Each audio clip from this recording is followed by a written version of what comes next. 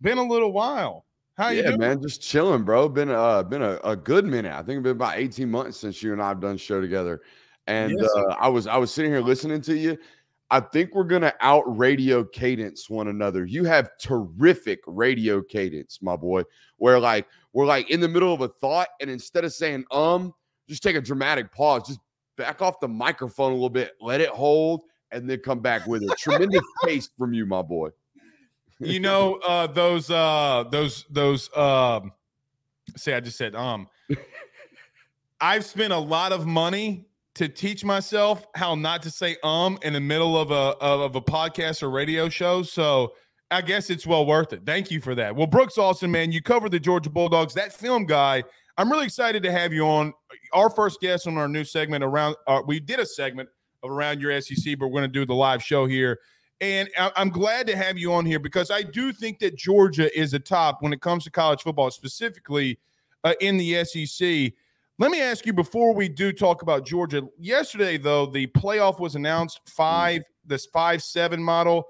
I guess when you saw that, what were your first thoughts when you saw the 5-7 model that was going to be released in college football? Confusion. Like I hate to bag on like national reporters, but like I think I'm a pretty smart football guy. I think I've been studying college football for a long time. I think I understand the inner workings. When the national reporters came out yesterday talking about 5+7, A5s, A6, Group 5, Group 4, we're going to automatically qualify for conference. It just seemed confusing, and you really had to like read the CFP's announcement and their statements to actually understand what it was, which came to a pretty clear, understanding for me is that they're going to give the automatic 4 bids to the 4 conference championships from the Power 4 now, and then just take the highest. The terminology on this was weird to me, Blake. The highest ranked, 5th conference champion. And here's my question: let's say we have, like we have most years, where there's only one Group of 5 team that's really worth the shit, like in terms of a college football playoff conversation, right? Let's say we get to that portion of the season at the end of the year. Let's say that team is Liberty. Let's say that team in Liberty has a conference championship game against a really decent mid-major team in Troy in their conference championship game, and they lose that sucker. And now Troy is the quote-unquote highest-ranked conference championship outside of the Power 4. Do we put a 10-2 Troy conference champion in this sucker now just because they deserve it? And just because the wording on this was terrible. I think the wording should have stuck at, hey, we're going to take the Power 4 now and then the highest ranked Group of 5 team. Like that makes the most sense to me. This conference championship tie, I think, is going to give us some issues down the road, man, if we're not careful. I agree with you, and I had the same exact thought because they contradicted themselves in the article release when they said it's the 5 highest conference champions, okay? But then they said the highest ranked at large, the next 7. And I'm like, okay, well, technically the Pac-2 still does technically exist, and I'm assuming they're going to have a conference championship game. Are they included in this? So they never specified that they were not a Power 5 conference. So until you make the specificity, to me, big word, proud of myself. Okay, when you make the specificity that they are not a Power 5 conference, are they an automatic bid or not? Like, what are we doing here? But here's the biggest thing to me, to your point. Could you imagine last year, number 5 Georgia playing Liberty? No. And here's what else I can't imagine, right? The BC or the CFP rankings, the moment they come out, the worst team to be right now is ranked 12th because you're going to immediately get bumped out because the non-Power 5 team that is the highest ranked conference championship is going to bump you out. And if it's not an undefeated non-Power 5 team, history shows us that team's going to be unranked. That team's going to be outside the top 25, and they're going to bump out. Like last year, I think it was Ole Miss that was around that 12, 13 lingering area. Last year, Liberty would have bumped out Ole Miss for a college football playoff. And I guess Liberty, quote-unquote, deserved it. We're getting back into this in terms of the 13-0 running the slate in the mid-majors. But here's my thing, and I said this on our show last night. I find it's not funny because it's the sport that we love, so it's important to us, but I find it kind of ironic that we are trusting these people to tell me who the best 11 teams are, but we can't decide, we can't allow them, or we can't trust them to discern whether or not a group of 5 team is deserving of being a top 12 team. Why can't we just have 12 great teams? Why do we have to have 11 great teams and 1 participation trophy? Why can't we just trust these people that we trust with 11 decisions to decide whether or not that group of 5 team is one of the best 12? I think that's a little confusing to me, all in the sake of fairness, when, I mean, shit, we don't do nothing in this sport based off fairness. There ain't no rules in it right now. There is no fairness on the recruiting trail. So, like, what are we doing with this idea of just gifting one? That's very weird to me. I think fantastic point in reference to automatic qualifiers. I don't think that there should be any. Now, I was not a playoff expansion guy personally. Okay, I don't think that there's 12 teams on God's planet Earth on a given year that can win a national title. I think there maybe on a great year is 3. Maybe. Like, hypothetically, maybe. Like this year, I think Jordan Travis doesn't get hurt. Florida State can run the table. They could have won a national title. Washington, Texas, Georgia, maybe. Like, that's a year that – but historically, Michigan, and then 2 years ago – like 6. Okay, well, that's 6. No, last year was – hey, listen, this is how unique last year was, Blake. It was the first time the college football playoff had an actual decision at the 4th-ranked team. Normally, it's just been like, boom, hey, just plug them in. We can't even find 4. So you're right in this sense. But I think college football's elites, like the top 5 teams, top 6 teams, that expansion has become a little bit longer due to the portal, because more teams are filling holes with – I mean, the bottom of the barrel is awful. The really bad D1 teams are even worse, because the moment they pray for a good football player, an actual program that can compete for a title steals them off their roster for a higher salary. So I think it has made the Washingtons better. The Texas is better. The Tennessee's now competitive, right? But the powerhouses seem to still be the powerhouses in college football. But I think that we only had 3 good teams has now expanded to we have 6 solid teams, I feel like. I agree with that. And what's interesting about that, and we'll talk about this with Georgia with you in just a minute, is that what's going to happen when the 1 and 2 seed happen. But I have a hypothetical before we get into Georgia here. What are we going to do as college football fans if a 10-2, 9-3 Utah wins the Big 12 and they have a bye game, and let's just say whoever, let's say a 1-loss SEC team doesn't have a bye? Like, what are we going to do if there's 2 undefeated teams in the SEC championship? Obviously, one of them has to lose, and Utah is the one that gets the bye game, and the other SEC team doesn't. Yeah, I don't. The hypotheticals in this scenario get like real funny, because we're dealing with more and more moving parts. I think the one thing now that we're talking about this, that it just flashed in my head, there was no conference limits on this. Do you remember when the 12 expansion was first announced? They were going to 12. There was rumblings that they were going to limit each conference to a maximum of 3 entrants. Right. There was no wording in that this time around, because obviously the Big Ten and the SEC have the big power stroke in this, and they probably were like, hell no. Like, we're not going to limit ourselves. If we have 5 teams ranked in the top 11 and y'all gift the one to Tulane who's 10 and 11, or 11 and 2, then we're taking our 5 and you can piss off. I think that was important in the wording here, and until just now, it kind of slipped my mind that they removed the limitations on each conference. Yeah, because ESPN, who's going to pay $7.8 billion over the next 6 years, said, hey, if Texas is on the brink, we want them in versus, some other Rudy Poo that won't get in there. All right, Brooks Austin is joining us. Buddy, I saw that the G game, I think it's what it's called, the Georgia spring game was announced yesterday. Going into spring, what is your biggest, not worry, but biggest area of maybe concern, or what are you looking for? The gates open up, you go to practice. What is the one position group for Georgia that you want to see how they progress? I'm concerned my boy Josh Brooks has not figured out to move spring games off of Masters weekend. Like, can we figure that the hell out? Like, come on, my boy. It's right down the damn road. It's like 45 minutes from Athens, and you out here holding a spring game while, it's Saturday, dog. It's cut day. Anyways, most important position group. I think for me, it's the newcomers, right? It's in nowadays, when you talk about spring football, Georgia's got 7 transfers they got to get a hold of and get an idea of who they are. I think, 2 or 3 of them were already on the roster or had an ability to practice with them a few times during bowl practices. You know, it's interesting to watch London Humphreys look like he was drinking from a fire hose. And I don't care how good you are when you come from one program to another and it's like your third day of practice. And for you, it's day 3. For everyone else, it's day 303. Like you're going to look like you're very, very overwhelmed. And that's exactly what he looked like in the observational windows that we got down there. But, you know, I'm curious just to see how that all works. I've been talking about it ad nauseum lately. I feel like just their strategy in terms of roster acquisition and how they stack their room at the wide receiver position is very different than any other position on their roster, really. Running backs kind of turned into this, but you know, Georgia's historically been a great running back recruiting team. No doubt. Last couple of cycles, they've missed on some big names. I think NIL plays a major role in that. I think the running back position is disproportionately expensive right now because they know the length of their lifespan or their career lifespan. So they're going to get money earlier or try to, but they've never really recruited the wide receiver position at an elite level under Kirby Smart.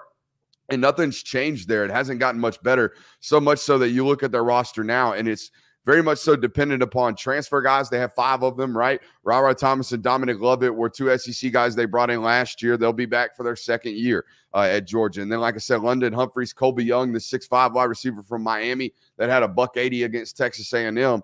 And then they brought in Michael Jackson III from USC. The room is dependent upon transfers and then quote unquote homegrown guys that they signed and have tried to boom, right? Guys like Tyler Williams, guys like Dylan Bell, guys like Anthony Evans, but the bulk of their production this year is going to have to come from guys that they, you know, brought on from other rosters. And that's, like I said, that's not what they do at any other position. Every other position, it's like, oh shit, that top 250 player is backing up that 5-star. It's not like that at wide receiver.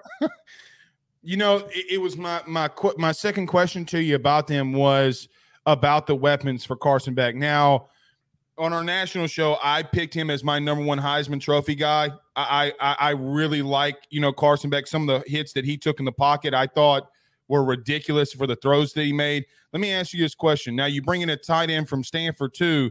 Is that the position group that worries you the most, maybe what you have out wide, or some of the things that Beck might have to work with?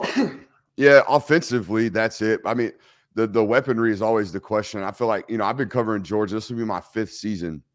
And every time this year, I am editing someone on our staff that is writing, will this be the year Georgia has a 1,000-yard receiver? Like it's every single year we ask that question. And I mean, in the time that I've been covering Georgia, I've watched Alabama have 2,000-yard receivers in one season. I've seen Ohio State almost have 3. Like all these other teams that they play against all the time, you know, pretty much rack it up at the weaponry position. But they have been over the last couple of years, particularly the last 3 years, have been very tight end focused, right? As you can imagine with Darnell Washington and Brock Bowers. So those things will likely change a little bit. But in terms of my biggest concern for the way this football program plays, you flip over on the defensive side of the football, and they're a 4-2-5 nickel football team like everybody else. They live in the nickel, so you better have a good nickel defensive back. They call it the star at Georgia. It's Jonell Aguero right now, and that's like it. And he's a redshirt freshman, didn't play a lot last year, was a top 30 player, I believe, in the consensus rankings coming out of IMG Academy. He's a guy. Like, he's a really talented football player, but he has very little game experience, and there's really not a lot of like high quality depth behind him. It's a lot of guys that they're going to have to cross train to figure out how to manufacture depth at that position. And if you're manufacturing depth in March, I can't imagine what it's going to be like if you're not careful in November. With the addition of T-Rob, now I'm assuming with Schumann still there and obviously Kirby, he's not going to call or have any say in play calling, I would assume. Does T-Rob's addition change your thought process on that concern defensively? I mean, so it was interesting to see Muschamp bump off field. So like that was his kind of baby. The star and the safety position when Muschamp was here was kind of it.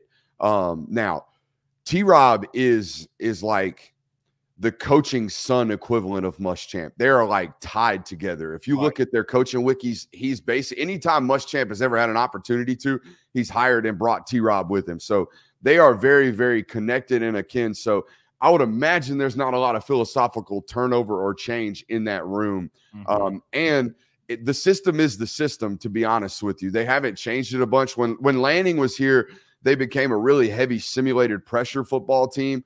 But ever since then, they've kind of been, hey, we line up and play football, and we might mix some coverages in the back end, but we're not gonna try to beat you schematically today because we're Georgia. We can beat you physically. Secondary wise, they can on some pieces. I mean, the safety position, I mean, I think it's arguably, and I think you still probably have the best secondary in the country. All right, Brooks Alston is joining us here. That film guy, as you can see right there on his on his desk. Let me ask you this question before we move forward. A lot has been made, obviously, with Saban leaving. It's going to be the dynasty. A lot of people think is over. And a lot has come out of Georgia, like, look, man, we are the top dog. Clearly they are. A lot of pressure going into this season, you think, trying to get back there and win it now that Saban's out? Or am I crazy to say, like, hey, man, we have a 12 – all this is new, and Kirby's got some things you guys figure out offensively. But what do you think about way too early preseason prediction? Where do you see the Georgia Bulldogs in December? In December, man, the schedule is tough as shit. I know. I mean, and it's not Florida. You just got done talking about Florida's gauntlet. Florida's got a nightmare coming their way. Pause very quickly. Have you seen a tougher schedule than what Florida has? Not in college football history. Me either. Yeah. Maybe some of the stuff that Florida State used to have to do, you know, when they were kind of up and flipping, flopping in conferences in the early 90s. Their out of conference schedule used to be absolutely dumb. But no, I haven't seen anything like this in a long time. But Georgia's got 3 tough ones on the schedule, and they're all on the road. Like, I think they're going to handle Tennessee. Not handle, but do what they've been doing to Heupel's offense in the last couple of years, which is play the run with light boxes and just cover everybody else because we're Georgia. We can do that. That's their mindset with that football program, and it will be until Tennessee can beat them doing that. But the rest of the other 3 on the schedule are at Texas, at Alabama, and at Ole Miss. That's 3 top 8 programs on the road in the SEC. That's going to be tough. I don't care who you are. And nowadays, even with the 12-team I mean, you're going to have to go 2 out of 3. You can't lose all 3 of those games. Maybe you can go win 1 of those 3 games, run your slate, be a 10-2 program, take the SEC weekend off, and be ranked 10th. Right? I mean, there's an opportunity for that.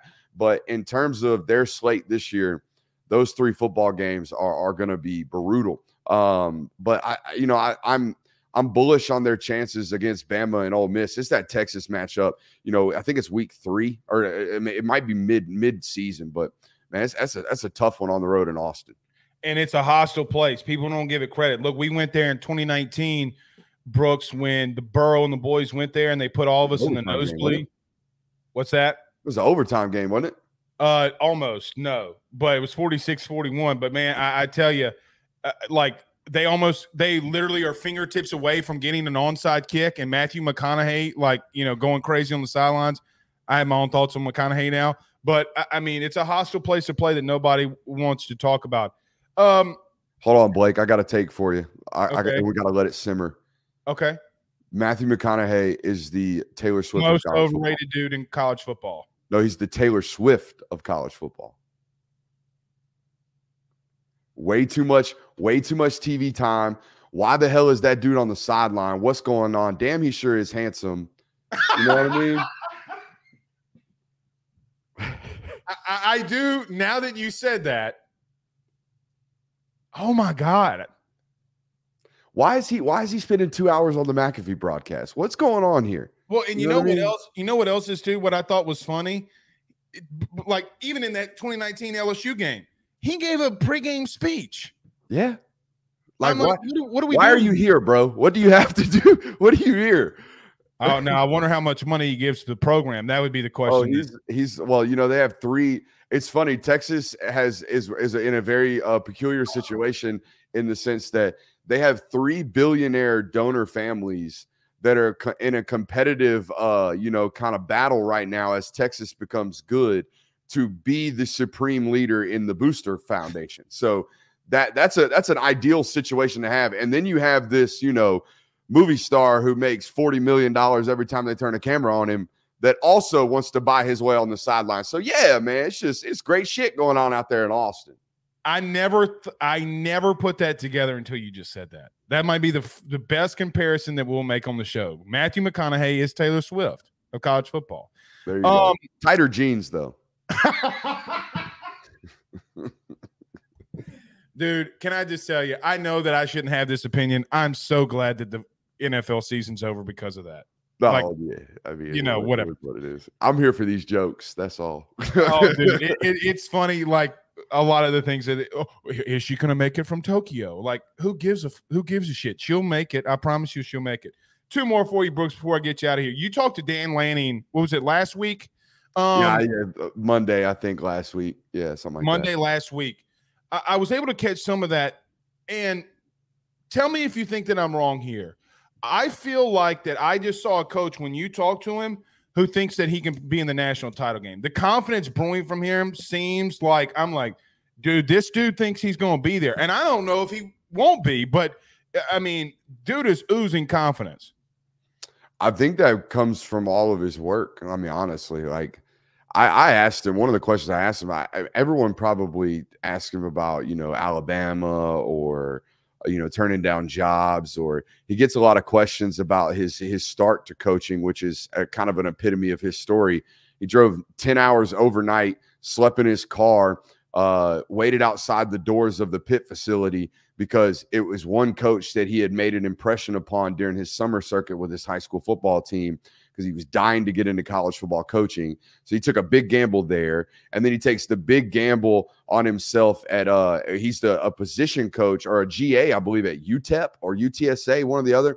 And it was his last, or no, he's a position coach, and it was his last year to be able to be a graduate assistant. And he left UTSA as a position coach to go be a GA at the age of 29 with a wife and children, to be a graduate assistant at Alabama at the age of 29. And then 7 years later, he's making $8 million being the head coach at Oregon. And everybody looks at him at that point, they're like, man, this guy's a great coach. But, man, I see a dude that has taken a shitload of gambles on himself, and a wife that has stood by him, and vice versa during her, obviously, you know, struggles with and battles with cancer and whatnot. But how could you not be confident if you're that human being? Like, that dude has overcome and done everything he could to be where he's at. And his dream has realized, you know what I'm saying? Like, 7 years ago, he was making $18,000 as a damn near 30-year-old with a wife and kid. Come on, man. How could he not be the most confident human in the world right now? And I tell you, Brooks, I mean, look, you're a self-made man. You do your show, you do your stuff. You have, you know, kids making $18,000 a year. Do you know how much stress like that comes upon you on that, man? That's insane. Out of here. I mean, in this world, you know how it is. It's constant. It's unsettling ground in the media world at all times. Like, you never feel safe, no matter how good you are, no matter how talented you are, no matter what your numbers are. I never feel safe. And I'm constantly talking to some of these college coaches, you know, because I get propositioned about it all the time, because it's not just a shtick. We actually do talk football a lot. And college coaches will try to feel me out. And I'm like, get the hell away from me. I'm not, nope. Yeah. I'm good. I'm not doing it. Like the Hardman guy that just Bush Hardman that just became the offensive coordinator at Kentucky. Blake, he's made in 14 seasons, he's moved 12 times. Yeah. Get out of here. I'm good. I'm good. Dude, I mean, maybe a DPP role for somebody who's great. I'm going to be a recruiting coordinator for a guy who I know is not leaving for the next 10 years, but get the hell out of here thinking I'm going to be a position coach chasing the dream of being one day a head coach in college football. That's insane right now.